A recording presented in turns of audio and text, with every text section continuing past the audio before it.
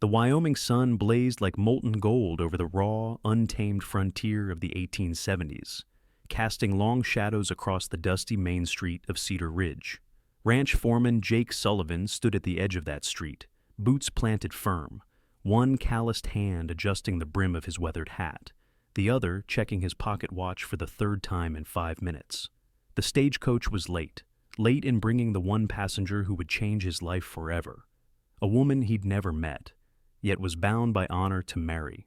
3 weeks earlier, Jake had knelt in the dirt beside his best friend, Thomas Brennan, watching the life drain from him after a rattlesnake bite. No amount of whiskey, prayer, or desperate pleading could keep death at bay. With his final breath, Thomas had gripped Jake's shirt in a trembling fist and rasped, "Promise me you'll take care of Catherine. Marry her when she arrives. She's got nowhere else to go." Jake had given his word. A man's word was a bond he couldn't break. Not out here, not ever. But every part of him rebelled against the arrangement. At 32, Jake had carved out a reputation as the most capable ranch foreman in 3 counties. He had also built walls around his heart so high that no woman had ever breached them. Romance was for the naive. Marriage was a luxury he had no need for. Still, here he was, Thomas's last will folded in his breast pocket, waiting to see what kind of desperate soul would travel 1,500 miles to marry a stranger. The matrimonial agency had described Catherine O'Malley as suitable for frontier life, skilled in domestic duties. To Jake, that sounded like a spinster grasping for security rather than love. A low rumble of hoofbeats broke his thoughts. Jake turned his gaze toward the bend in the road, where a cloud of red dust was rising. The stagecoach appeared, rocking on its axles, driven hard by Pete Morrison. The whip cracked over 4 lathered horses until they drew up in a swirl of grit and heat. "Afternoon, Jake," Pete called, tipping his hat. "Got your package here, along with a few others." Jake's stomach tightened. The coach door opened. First, a traveling salesman stepped down, then an elderly woman clutching a carpet bag, and then he saw her. A gloved hand, pale against the sun-darkened wood, gripped the doorframe. Catherine O'Malley descended with fluid grace, the movement unhurried yet assured. Her dark green traveling dress was modest but well-tailored, hinting at refinement and means beyond what he'd expected. Auburn hair, pinned neatly beneath a matching hat, glowed like fire under the sunlight, and her eyes, clear, intelligent green, swept over the town with the calm authority of someone who knew her own mind. This was no desperate waif. This was a woman who had chosen her course, and for reasons Jake couldn't name, that unsettled him more than if she'd matched his every preconception. Her gaze found him. Perhaps Pete had pointed him out, or maybe Thomas's letters had painted the image. She crossed the dusty ground toward him, chin lifted, every step deliberate despite the curious stares. "Mr. Sullivan," she said, her Irish lilt soft but unyielding. "I'm Catherine O'Malley. I believe you were expecting me." Jake removed his hat with a curt nod. "Ma'am, I'm sorry for your loss. Thomas spoke of you often." The lie rolled easily off his tongue. Truth was, Thomas had mentioned her only briefly and never by name. "Thank you." Her voice stayed even, but in her eyes he caught a flicker, grief, perhaps, or something sharper. "I understand there have been changes to our arrangement." "Yes, ma'am. Thomas asked me to honor his commitment to you. If you're willing, we can proceed to the church. Reverend Matthews is waiting." For the first time since stepping off the coach, her composure wavered. Her gloved hands tightened around her reticule. She glanced back at the coach. "I see, and if I'm not willing?" Jake had expected gratitude. He hadn't expected challenge. "Then Pete will take you back to Cheyenne on tomorrow's coach, and I'll pay your fare wherever you want to go." She studied him, weighing the measure of the man. The crowd around them leaned in, the air humming with curiosity. "Before I decide," she said at last, "I'd like to know something about the man I'm being asked to marry. Thomas wrote, you were his dearest friend, the most honorable man he'd ever known. But honor alone doesn't make a marriage." The question prickled Jake's pride. "What would you like to know? Why did you agree to this arrangement? Surely a man in your position could find a wife through more conventional means." Her candor caught him off guard. "Thomas was like a brother to me," Jake answered. "Saved my life during an Apache raid 5 years ago. When he asked me to take care of you, I gave my word. That's all there is to it. I see. And what does taking care of me entail, Mr. Sullivan? You'd have a home, food, protection, all the security Thomas intended to give you, but not a husband in any real sense. The bluntness hung in the air like a drawn pistol. You're right, Catherine said after a pause, glancing at the crowd. This isn't the place for such a conversation. Jake gestured toward Murphy's General Store. We can use the back room. Inside, the scent of coffee beans and leather goods lingered in the air. Catherine took the chair offered. Jake stood, hat in hand. Let's speak plainly, she began. I appreciate directness, Miss O'Malley, Jake replied, setting his hat on a nearby barrel. You agreed to marry me out of obligation, not desire, correct? That's accurate. Good. I respect a man who keeps his promises. And I should tell you, I didn't travel 1,500 miles for love either. Thomas and I had a practical agreement. He offered respect, security, and the chance to teach children who needed it. Jake tilted his head. If you don't mind my asking, why a mail-order marriage? You seem educated, capable. A shadow crossed her face. I was a school teacher in Boston. My father died last year, leaving debts that took everything. The school board decided a woman with financial troubles couldn't be trusted around children. Apparently, desperation might drive me to steal. That's a damn fool reason to dismiss a good teacher, Jake said, heat rising in his voice. Boston society has its own rules, she replied, bitterness sharpening her words. Thomas's letter felt like providence, but now, she leaned forward, eyes locking with his. Now, I need to know your intentions. If we marry, what exactly will our lives look like? Jake rubbed the back of his neck. I haven't thought much beyond honoring my promise. You'd live at the ranch, you'd have your own room. I'd expect nothing you weren't willing to give. And children? The question hit him like a bullet to the chest. Catherine's eyes were steady, her posture unshaken. But Jake could sense the wheels turning behind that composed facade. She was weighing every piece of their possible future like a trader calculating a risky deal. I hadn't considered that, Jake admitted quietly. I see. She didn't press him further right away, and for a moment, Jake found himself simply watching her. There was steel in her bearing, but also something almost fragile in the way her jaw curved, in the way she held her spine perfectly straight, as if bracing against invisible weight. May I ask you something, Mr. Sullivan? She said at last. Jake, he corrected automatically. Her gaze didn't waver. Jake, why haven't you married? You're clearly established, respected here. Surely the opportunity has come before. Jake looked away, eyes landing on a saddle hanging from the wall, the leather worn from years of use. The frontier takes what it wants, he said finally. I've buried too many good women taken by childbirth, seen too many children left alone because of disease or violence. Marriage, it's a risk I was never willing to take. And yet, you're willing to take it now. For Thomas, he answered simply. Catherine stepped to the narrow window, her reflection sharp in the dusty glass. Then, I should be honest with you. I have certain expectations about marriage, even a practical one, respect, honesty, and a degree of independence within reason. She turned, eyes locked on his. I won't be a servant in my own home, and I won't be treated as property. Jake felt something flicker in his chest, admiration. I wouldn't expect anything less. The ranch needs capable hands, and from what Thomas told me, you're more than qualified. Her brow lifted. He wrote to you about me? He said you were intelligent, hard-working, not afraid of challenges. Jake hesitated, then added, and that you had a laugh that could outthink most men he'd met. It was the first time since she'd stepped off the stagecoach that Catherine truly smiled, warm, unguarded. Thomas was kind in his letters, perhaps overly so. The smile faded, but her voice stayed steady. Jake, I need to know one more thing. Can you honestly say you'll try to build something real with me? Not just honor a promise, but actually try to make a life together? Because I won't marry a man who sees me only as an obligation. The question seemed to hang in the air, heavy as lead. Outside, life carried on.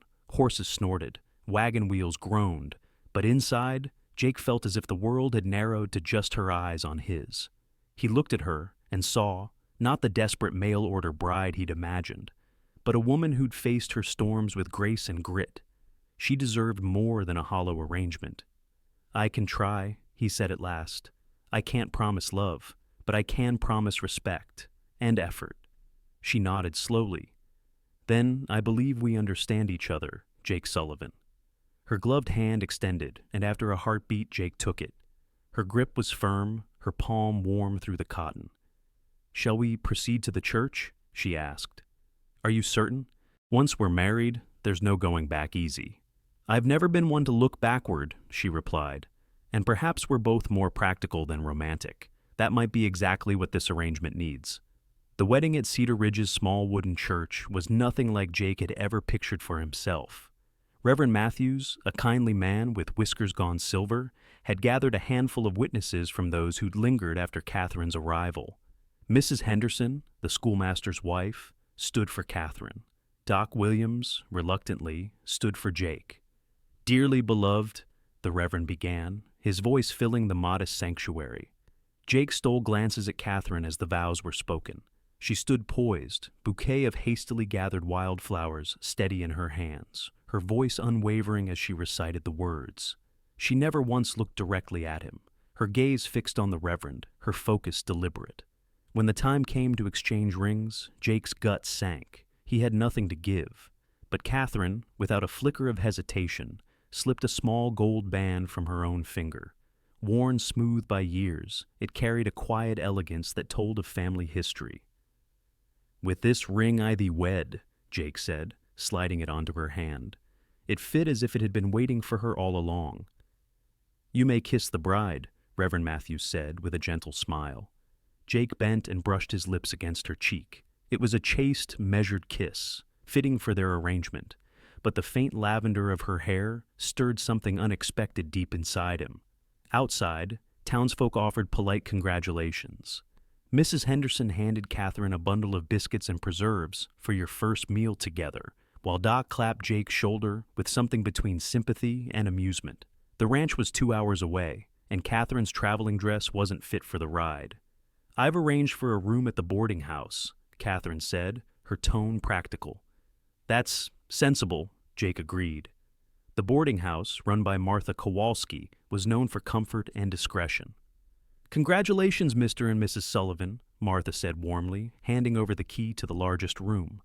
"I've prepared the bridal suite." Jake felt the back of his neck heat, but Catherine accepted with composure.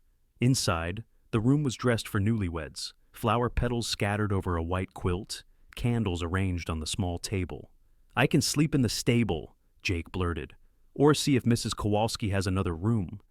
"That would certainly give the town something to talk about," Catherine cut in dryly.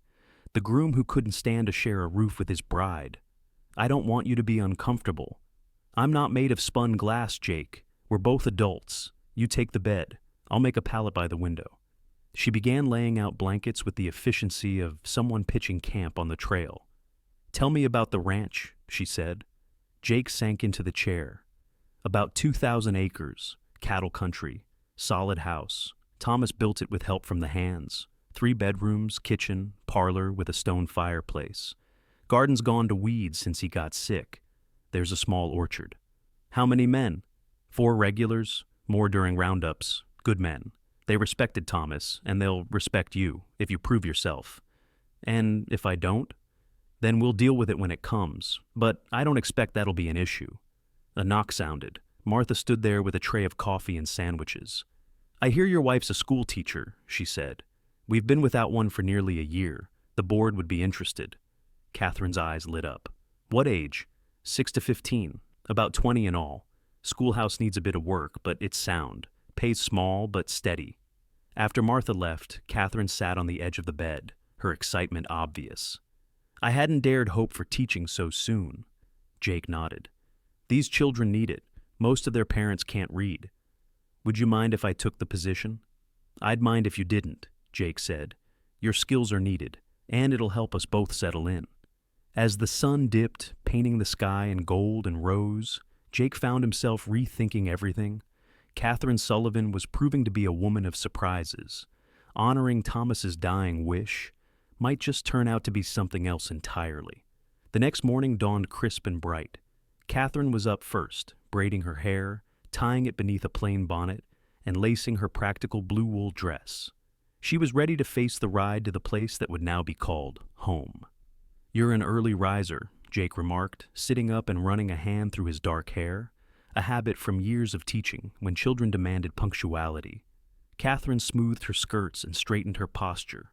"I've been thinking about the logistics of moving to the ranch," she said. "My trunk is still at the depot. We'll collect it on our way out of town. I've arranged for a wagon. I thought it would be more comfortable than riding horseback for 2 hours." After a simple breakfast of eggs and biscuits at Martha's table, they made their way to Murphy's store to gather Catherine's belongings and purchase necessary supplies.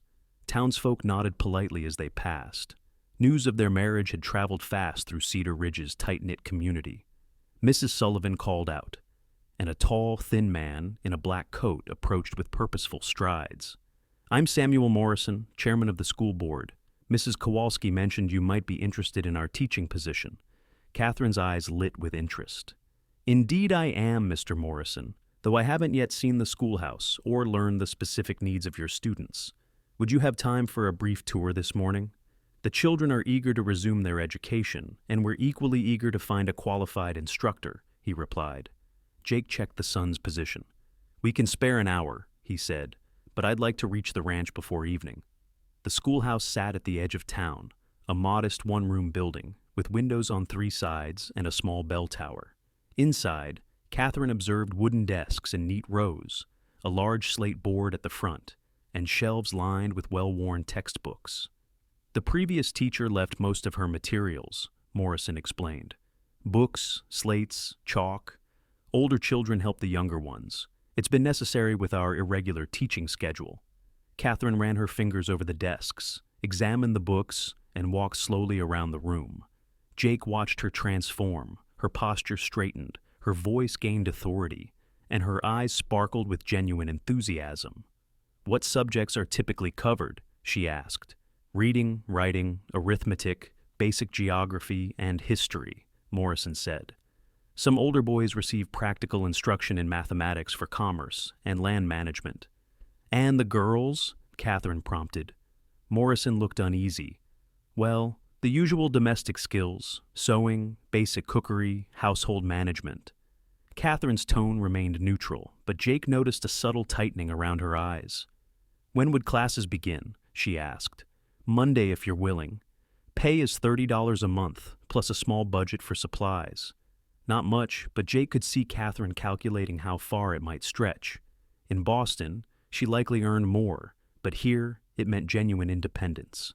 "I'll need Sunday to prepare lesson plans and organize materials," Catherine said. "But yes, Mr. Morrison, I accept." With arrangements complete, they loaded Catherine's trunk and several crates of supplies into the wagon Jake had rented. The ride to the ranch revealed her new home. Vast open land, rolling hills of golden grass swaying in the autumn breeze, and cattle dotted across pastures. Mountains loomed in the distance, their peaks dusted with early snow. "It's beautiful," Catherine said, her voice filled with wonder. Jake was surprised to hear genuine appreciation. "In Boston, the sky is hidden by buildings. Space is rare. It gets lonely sometimes," Jake admitted, "especially in winter when snow keeps you close to the house for weeks." "I'm not afraid of solitude," she replied. "Some of my happiest hours were spent reading by the fire while storms raged outside." As they crested a low hill, the Sullivan Ranch unfolded before them. The house was larger than Catherine expected, a 2-story structure of stone and timber, with a wide porch and outbuildings clustered nearby.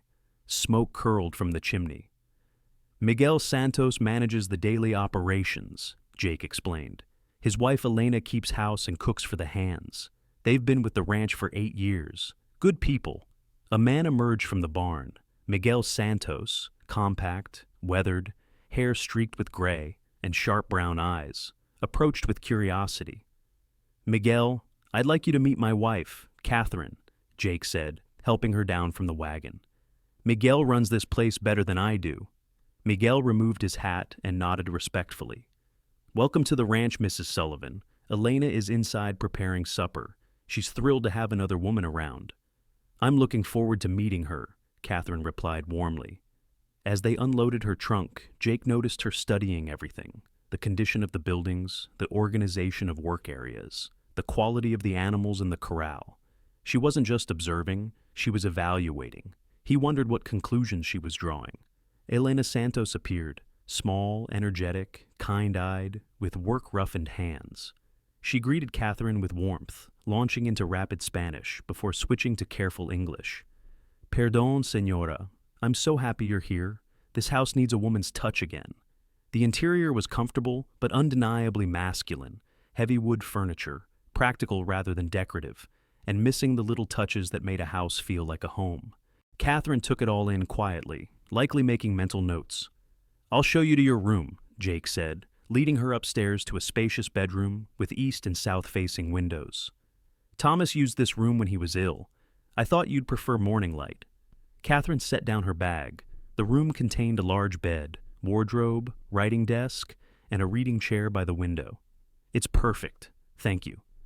As Jake prepared to leave, Catherine turned to him. "Jake, I don't expect you to change your life for me. I understand this is your home, your routine, your business. I'll do my best to fit in without disrupting what works." Jake paused, struck by her consideration. Most people, men or women, would have demanded changes to suit themselves. "I want you to know this is your home too," he replied. "If something doesn't work for you, speak up. We're partners in this, Catherine. That has to mean something." He closed the door behind him and watched the sun set over the ranch, gold and crimson painting the sky. The first sunset of his married life felt significant. Catherine's first week at the ranch passed in a blur of discovery. She rose before dawn, a habit from years of managing a Boston classroom, and used the quiet mornings to plan lessons and organize her thoughts. Elena proved invaluable, teaching Catherine the rhythms of ranch life with patient humor. Together, they worked in the vegetable garden, salvaging the last of the harvest and preparing soil for spring planting. "Senora Catherine," Elena said one morning, picking the last tomatoes, "you work very hard in Boston. You did not garden." "No, only a small herb window box. Everything else came from the market," Catherine replied, wiping dirt from her hands. Elena clicked her tongue. "Here, growing our food is better. You know where it comes from." Catherine found satisfaction in the physical labor. Her hands, once soft, grew calloused, and her shoulders strengthened from hauling water and lifting baskets. Jake watched quietly, admiration growing. The ranch hands, Miguel, his brother Carlos, young Pete Murphy, and old Sam Hendricks, were cautious at first. They'd respected Thomas Sullivan, but a woman from the East was unknown. Catherine understood their reserve, observing quietly and learning their names, duties, and personalities. When Pete's horse went lame, she drove him to town in the wagon. When Carlos mentioned his daughter struggled with reading, she left beginner books for her. Monday arrived. Jake drove her to town to ensure she was settled. 23 students ages 6 to 15, Catherine told him. Mr. Morrison warned, "Discipline has been inconsistent during months without instruction. Need me to speak with parents?" Catherine smiled. Jake noticed genuine amusement, not mere politeness. "I think I can handle a classroom full of children, Jake. 8 years of experience." Inside the schoolhouse, chaos reigned. Older boys took advantage of lack of supervision. Younger children seemed lost. Some girls were isolated in a corner. Catherine stood at the front. Slowly the noise died, as children noticed her presence. "Good morning. I am Mrs. Sullivan, and I will be your teacher. Let's begin by establishing expectations."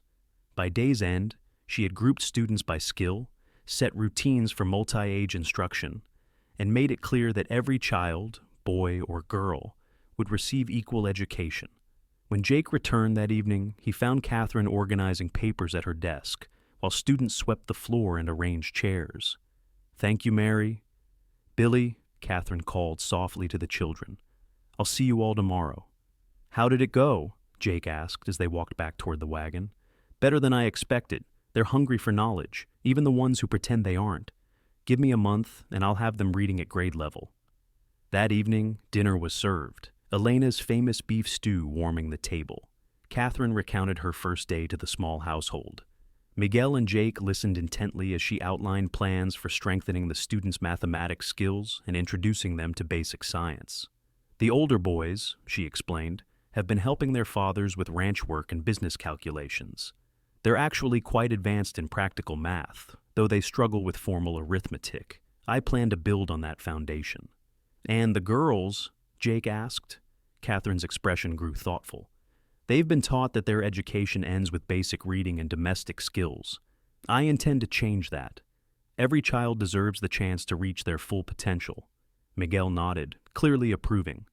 My Elena, she was very smart, could read and write in Spanish before we married, but no one taught her English until she learned herself. Catherine's eyes lit up. Would Elena be interested in joining an evening class for adults? I could teach reading and writing to anyone willing. Elena's face brightened, and she quickly spoke in Spanish to Miguel. He translated with a wide grin. She says yes, absolutely, and she thinks other women in town would also be interested. Over the following weeks, Catherine's presence began transforming more than the schoolhouse. It transformed the entire community. Parents who had previously shown little interest in their children's education began asking questions about homework and progress. Women approached her about evening classes. At the ranch, subtle changes were underway as well. Catherine's practical nature and organizational skills brought order to areas of the household long neglected since Thomas's illness. She reorganized the pantry, set schedules for laundry and cleaning, and even suggested improvements to the barn layout to make feeding the cattle more efficient. Jake found himself looking forward to their evening conversations over dinner. Catherine had strong opinions on everything, from cattle breeding to territorial politics, and never hesitated to challenge his assumptions. "You're thinking like a rancher," she said one evening, "but you're not considering the economic impact of the railroad extension. Once the tracks reach Cedar Ridge, everything changes. Land values, shipping costs, market accessibility." "You think we should expand?" Jake asked. "No," she replied firmly. "I think we should diversify. Cattle will remain profitable, but what about horses? Training stock for cavalry units, or a breeding program for quality saddle horses?" Jake stared at her, struck by the sophistication in her reasoning. "Where did you learn about horse breeding?" "My father managed a stable in Boston before he died. I grew up around horses and learned about bloodlines and training. And I've been watching your animals, Jake. Your stock is excellent, but you're not maximizing their potential." Moments like these reminded Jake how little he truly knew about Catherine. Every day revealed new depths, and he realized Thomas's choice had been far wiser than he'd first understood. That night, sitting on the porch as the ranch settled into the quiet of winter, Jake thought about the future with anticipation rather than duty. Catherine had fulfilled every promise made on their wedding day. She was capable, independent, supportive, and had brought intelligence and perspective to challenges he had long faced alone. 3 weeks into their marriage, he began to suspect that honoring Thomas's dying wish might be the best decision he had ever made. Winter arrived early that year. Snow blanketed the ranch, transforming the familiar landscape into a pristine wonderland. Catherine watched from the kitchen window as Jake and Miguel guided the cattle closer to the barn, their breath visible in the crisp air. "Storm coming?" Elena asked, joining her at the window. "It's the snow," Catherine replied. Jake worried about getting to town in weather like this, but Catherine had already decided. "I'll send word with Pete when he goes in for supplies. The children will understand." Jake hesitated, then added, "Actually, I wanted to discuss something with you." Catherine sensed the seriousness in his tone and turned to face him. Over the past weeks, she had learned to read the subtle cues of his expression, the shifts in his voice when he prepared to say something important. "What is it?" she asked. He poured coffee and gestured for her to sit. Elena, ever discreet, quietly withdrew to the pantry. "The Morrison place is for sale," Jake said plainly. 500 acres south of our boundary, excellent water and pasture. Price is fair, but it would require most of our cash reserves and a bank loan. It's a risk," he added, meeting her eyes, "but also an opportunity to double the operation and secure the ranch for the next generation." Catherine considered his words. "What do you need from me?" Jake paused. "When I married you, I thought I was fulfilling an obligation to my best friend. I expected a practical arrangement, nothing more. But now, I find myself consulting you on every major decision because your judgment surpasses mine. I look forward to our conversations, worry for your safety, and feel proud when I see the community respects you. Catherine, this marriage has become real for me. Not just a legal contract, but a true partnership. I need to know if you feel the same." Catherine moved beside him at the window. Weeks of wrestling with her own feelings had prepared her for this moment. "When I accepted your proposal," she said softly, "I thought I was trading one form of independence for another. I expected parallel lives, cordial but separate. But Jake, what we've built together is nothing like I expected. You've never tried to limit my independence. You've encouraged my teaching, supported my ideas, and treated me as an equal partner. I've spent weeks convincing myself that my feelings were gratitude or practical appreciation, but they aren't. Somewhere between lesson plans and watching you with the horses, I fell in love with my husband." The words lingered in the air. Jake crossed the room and took her hands in his calloused ones. "I love you too, Catherine. I think I started the first night when you stood up to me, refusing to be dependent. You're nothing like I feared. You're everything I never dared hope for." When he kissed her, it was with the warmth and passion of a man claiming his beloved wife, not mere obligation. "So," Catherine said when they broke apart, cheeks flushed and eyes bright, "about the Morrison place. What are the loan terms and our decision timeline?" Jake laughed, full of amazement. "Business already? Remember, we're partners, equal partners. Besides," Catherine smiled mischievously, "we have all winter to explore other aspects of our marriage. Right now, let's build an empire." 3 hours later, maps and documents sprawled across the kitchen table. They planned expansion as true collaborators.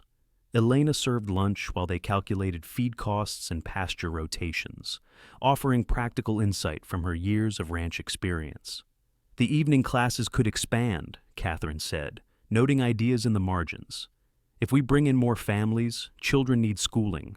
Adults may want English lessons." "Teacher and ranch partner," Jake said admiringly. "Is there anything you can't do?" "I'm a terrible cook," Catherine admitted. "Elena's been patient," Jake replied, "and I love a wife who can calculate compound interest and plan breeding schedules." As snow fell outside, Catherine felt contentment settle over her. 6 weeks ago, she had been a desperate spinster, accepting a marriage proposal from a stranger. Now she was a beloved wife, respected teacher, and equal partner. Thomas's dying wish had been fulfilled, not as a burden, but as a gift, transforming 2 lonely people into a family. "Jake," Catherine said, as they prepared to finalize the land purchase, "do you think Thomas knew? That when he asked you to marry me, we might actually fall in love?" Jake considered her seriously.